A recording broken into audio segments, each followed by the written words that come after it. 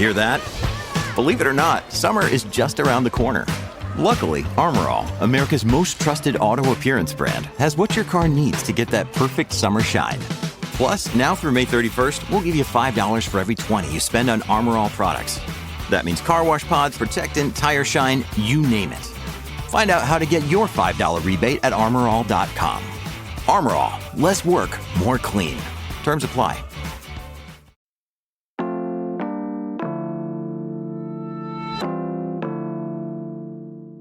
Today on CityCast Pittsburgh. A few weeks ago, I was driving into work downtown on Stanwyck Street, right beside the Gateway T station. I was just a block from my destination when traffic stopped just ahead of me, and I saw what looked like some kind of tow truck pull over across the street. In front of me, a bus was stalled, cops were arriving, and I realized someone was hurt.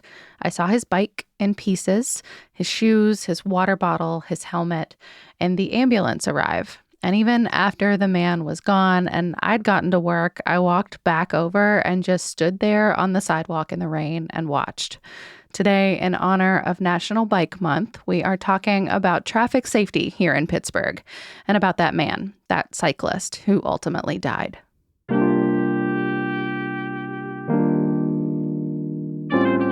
It's Monday, May 13th. I'm Megan Harris, and here's what Pittsburgh's talking about.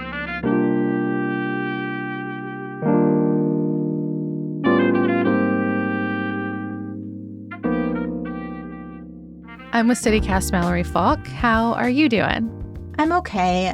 Megan, I just keep thinking about the messages that you sent me that morning. You know, you were in your car stuck at the intersection, and you said you would probably need a minute to get yourself together once you got to the office, which is totally understandable. That seems like such a horrific thing to witness. I mean, I just couldn't get the scene out of my head, you know? We now know his name was James Mills. He was 67 years old. There's a ghost bike there now in that median where Liberty splits. It's almost exactly where his blue bicycle, his shoes, his helmet, all of that sat that morning. Yeah, I actually passed that exact ghost bike on my commute into the office now when I'm riding on my own bike. And this is one of those spots where, you know, there are bike lanes, there is biking infrastructure, and still it just doesn't feel safe. You have all of this traffic converging at pretty high speeds while people are biking by, while pedestrians are crossing.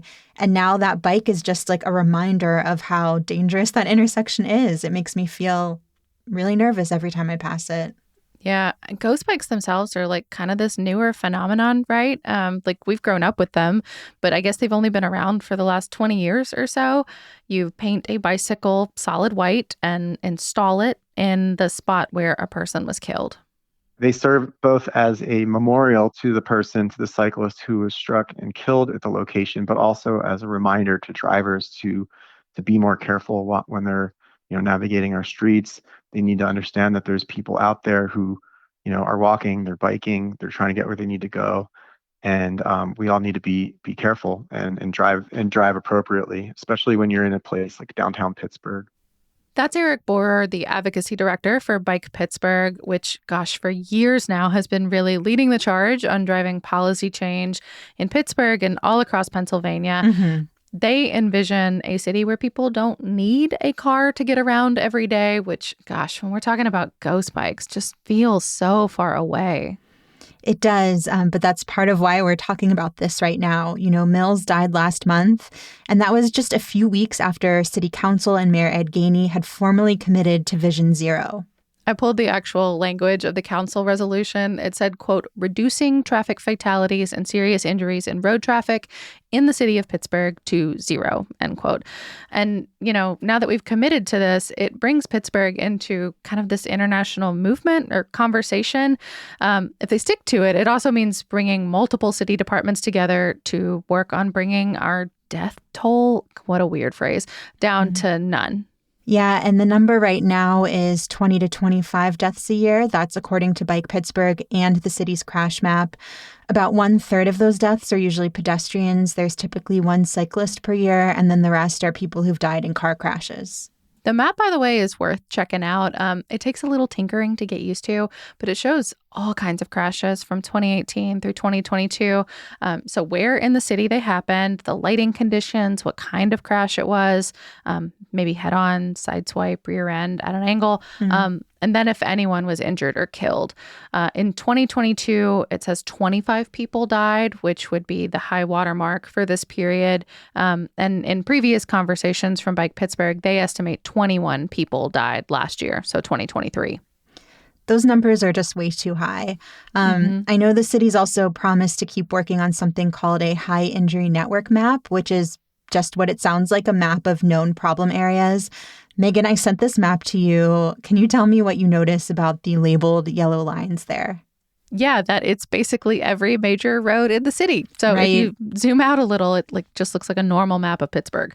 It's weird and pretty disconcerting, right? This high injury network map was built on that crash data you were just talking about. So the same period, 2018 to 2022, it includes more than 2,400 miles of roadway, including ones the city itself doesn't own because, according to their methodology, the city, A, needs to know if crashes are happening there, and B, if they might still be able to contribute some periphery thing to make it more safe, like maybe lighting or traffic signals or something else. Yeah, and then just glancing at this, I'm assuming no tunnels. And I could be wrong, but I don't think I see any bridges technically either. Right. No interstates, no ramps, and they cut 65 because, as they put it, it has no city-maintained components. But still so many yellow lines to this thing. When I look at it, to me, it says most of the city is high injury. Yeah, it does not inspire a lot of confidence about navigating the city safely. The city says this is where they'll start working on ways to make these spaces safer, for everybody really who uses the road. So cyclists, pedestrians, scooters, people in wheelchairs or another mobility device. And even car drivers. Right. But, when we talk about our wheelchair users in particular, so many city advocates historically have just said we haven't done enough. We pulled some tape from Alyssa Grishman with Access Mob Pittsburgh. We talked to her a while back about her experience as a wheelchair user in the city. My wheelchair is my freedom. I have multiple sclerosis. I can walk through my house, but I can't walk or stand for very long. I get dizzy, I fall, I hurt. And so I use my wheelchair. My wheelchair is a tool that I use to get out, the same as, someone who doesn't want to carry their child has a stroller because carrying a child is tiring. For me, walking is tiring, so I have a wheeled thing to get around. In a world that had great sidewalks, sliding doors, ramps, I wouldn't be disabled. I'd be able to get everywhere just the same as, someone who's currently able-bodied is able to do now. It's the world that creates the disability, not my chair. I feel like that perspective is just so important because we forget that so much of this goes back to just smart design.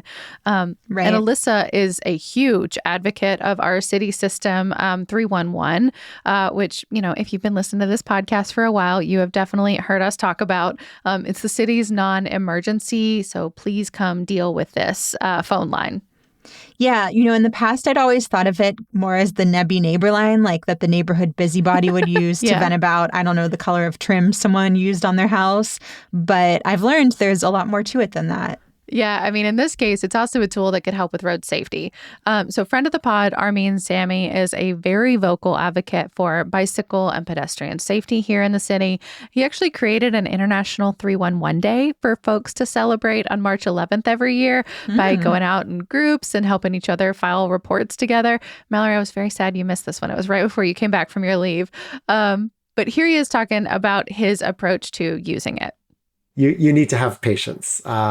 You need to understand the city has a paving schedule, right? It's not like they can just fill potholes whenever. They can't do it in winter. They really have a schedule they work by. So understanding that the city has constraints goes a long way, and being polite to the 311 operators, because they're not the ones who's decided not to fix your pothole, right? They're just passing on the message. Yeah, and now I know it's a service you can really use year-round for all sorts of different stuff. Yeah, a car parked in the bike lane, for example, could be a pothole, could be down limbs, broken street signs. I personally have used it for trees that were just huge and overgrown, blocking sidewalks, or like a dead animal on the side of the road, or trash that's been dumped somewhere, or overflowing city trash cans. There's so many uses. Yeah, really anything you've got eyes on that could make the city better if only officials knew about it. Yeah. And I mean, Armin says it's worked. So that's how we got the pills, those little concrete ovals up on Penn Avenue on the bike lane. Bike Pittsburgh had been advocating for it for, I think, 10 years. But with 311 reports organized by Armin, users were able to report around 800 cars in the way of that bike lane over a 6-month period. Not surprised. So they were able to build on existing advocacy that had already been going for a long time, and suddenly, boom, protections. Imagine that. Yeah, I mean, as someone who uses that bike lane a lot, I have definitely benefited from those pills. I did not know this was the origin story. So consider this my endorsement of 311.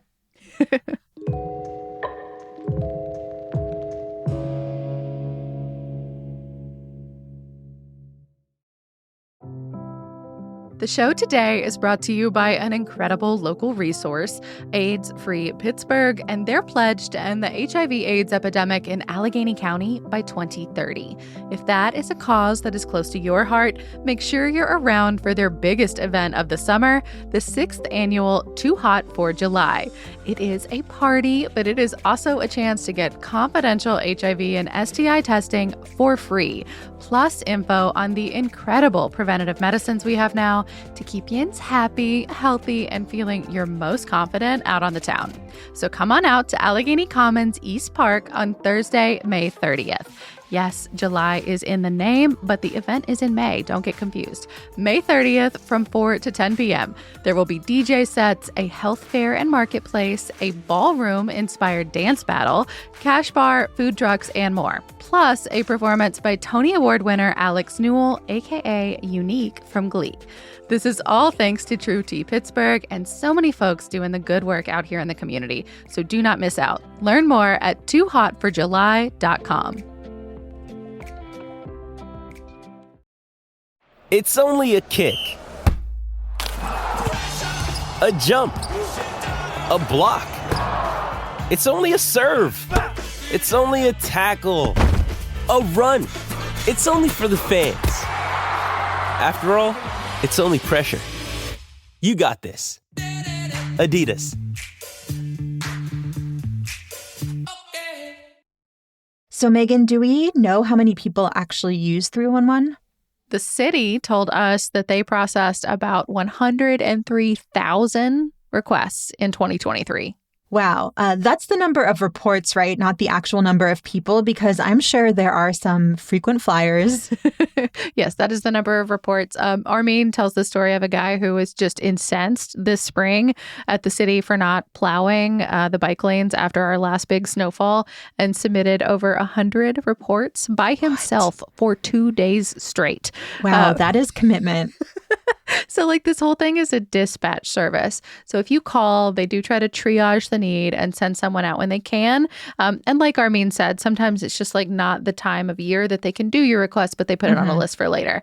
If you're curious about how to do this and what to expect, other than literally dialing 311, because that is obviously the easiest option, you can check our show notes. We've got a whole page dedicated to walking you through it. Service journalism here. But part of why we're talking about it again is because there's this new push to use 311 for something else. So one of the limitations of our existing crash data, all the stuff that goes into that crash map that we were talking about, is that a crash report is only generated if there's an injury worthy of the hospital or if a vehicle, so a 4-wheel or more moving vehicle, needs to be towed. Wait, really?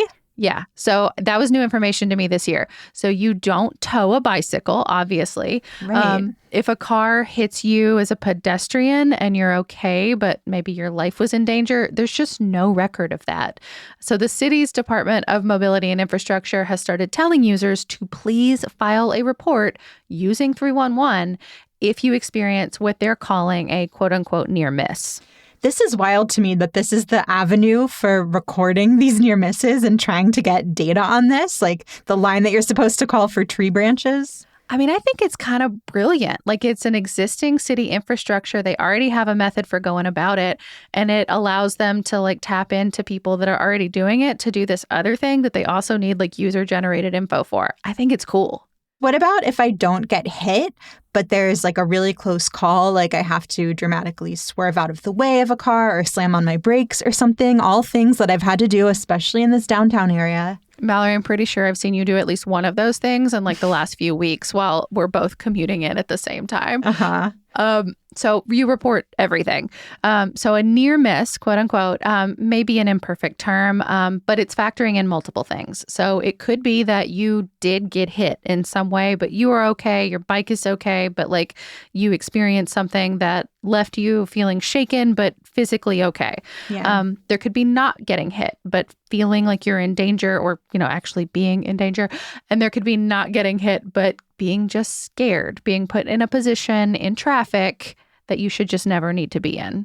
Okay, so anytime the vibes are off and you think the city could actually fix it. 1,000%. And there's some data behind that. So Scott Bricker, Bike Pittsburgh's executive director, he told us earlier this year that in 2022, there were 300 crashes involving bicycles and pedestrians just in the city of Pittsburgh.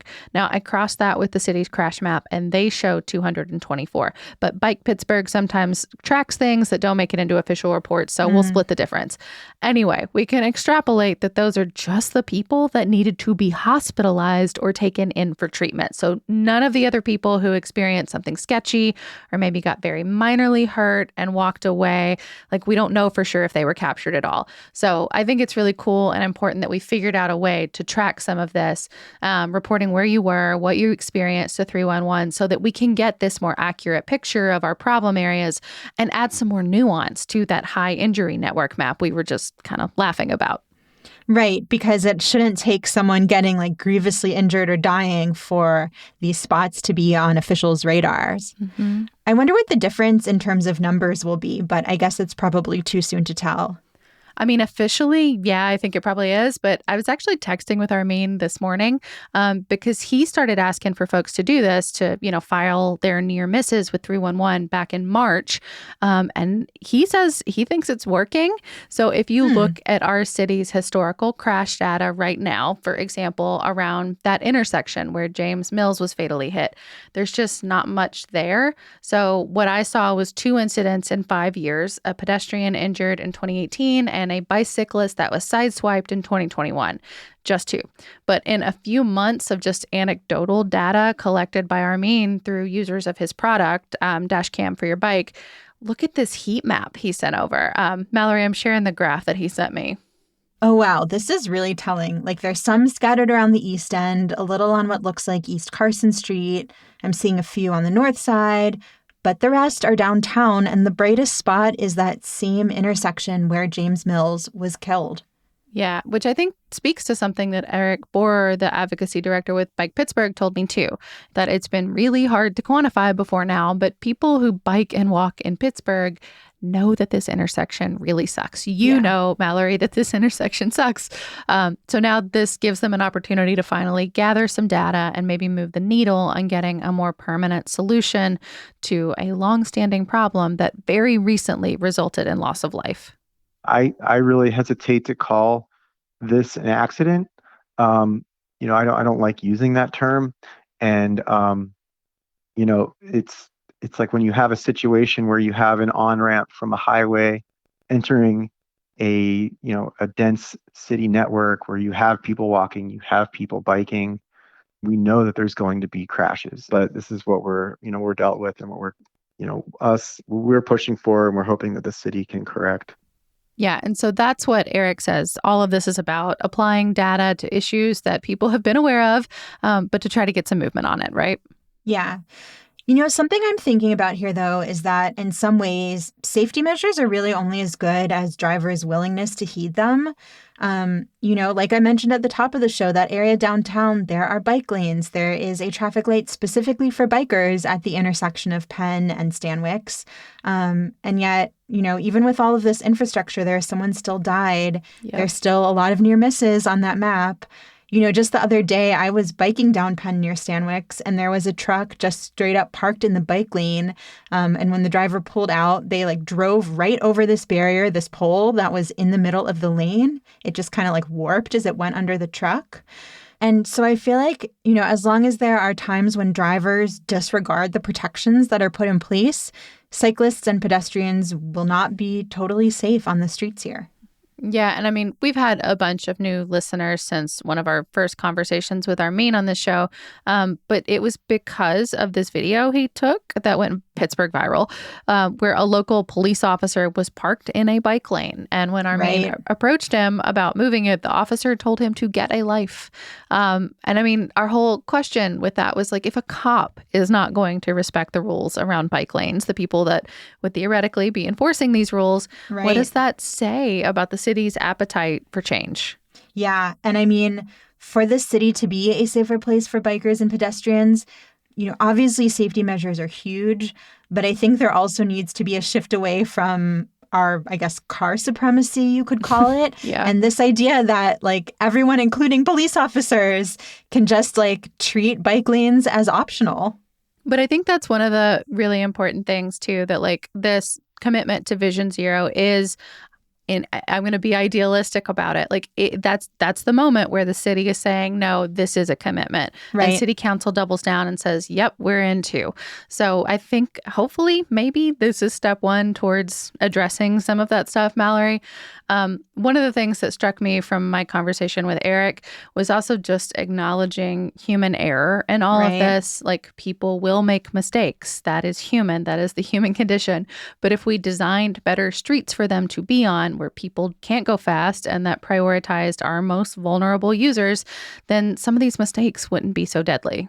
Yeah, exactly. So, I mean, stepping back, taking stock, there's this new 311 push. We've got the high injury network map and a crash data map. What else is the city doing to try to reach this goal of, zero traffic deaths? So in the short term, they say they're going to form a fatal crash response team. So a dedicated crew that goes out to fatal crashes and tries to figure out what went wrong in a more holistic way, and whether improvements from the city could maybe make a difference in the future. And then they're also forming a Vision Zero task force. I assume those will be folks with more of a bird's eye view on all of this stuff, probably reporting to the Department of Mobility and Infrastructure and the mayor or his team. That's how that stuff usually works. We'll have to wait and see. Is there a timeline for any of that? No timeline. And that seems to be a lingering concern of Bike Pittsburgh's, but they are still taking the win. The city has really ramped up its traffic calming as all this has been happening too. Mayor Gainey said over and over that it is the most common request the city gets. And you can see them all online sort of too. Once again, this is another sort of hard to read map that I do not find very user friendly. But if you zoom in, you can get a sense of your neighborhood and what stage it's in for consideration. Yeah, we'll have a link to it in the show notes, but it shows where projects have been completed, what's under evaluation, which streets are not eligible for traffic calming, and what spots have been chosen for some level of construction. There are a couple projects in progress right now in Homewood. Speed humps, which are lower than speed bumps. I recently learned these are two distinct things. And then also speed tables, which are those strips of rivets that kind of rattle your car when you ride over them. So to recap, there are a bunch of ways to get involved here in Pittsburgh if you feel so compelled. Number one, you can request traffic calming in your area or somewhere you frequent. The spot does need to be owned by the city of Pittsburgh and must be a maximum of 2 travel lanes. Number two, if you have a near miss that feels really scary in a spot where it seems unsafe, you can report to 311. Or just if you see something that's generally making the city feel less safe for you than you think it should be. Yeah. And then number three, if you are looking for community, Bike Pittsburgh always has events and classes on their website. A bunch of them are free, so it's a great group to get involved with. Number 4, our buddy Armin has the gear to help you capture any unsafe conditions you might come across. I mentioned it before really briefly, but the app is called Dashcam for your bike. It is free and it makes it really easy to report any problems without interrupting your ride in the moment. You can do it later safely. It doesn't run down your phone battery or hog up your storage space. And he even made a little bike mount that helps absorb the bike shock. It's really neat. That is very cool. Finally, number 5, there is actually an event coming up this week where you can connect with other people. So on Wednesday, May 15th, there is a Pittsburgh Ride of Silence. It's organized as a way to promote road sharing and honor cyclists like James Mills, who've been killed by motorists. So if that sounds like something you want to do, you can meet at the 2nd Avenue parking plaza around 6:45, and the ride takes off at 7 p.m.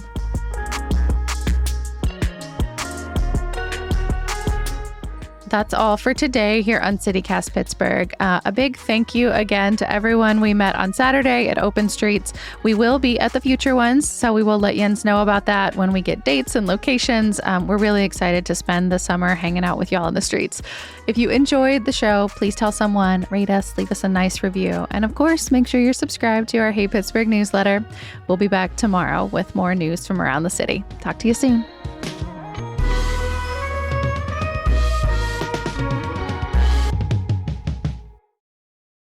I feel like you got a little touch of NPR voice here at the end.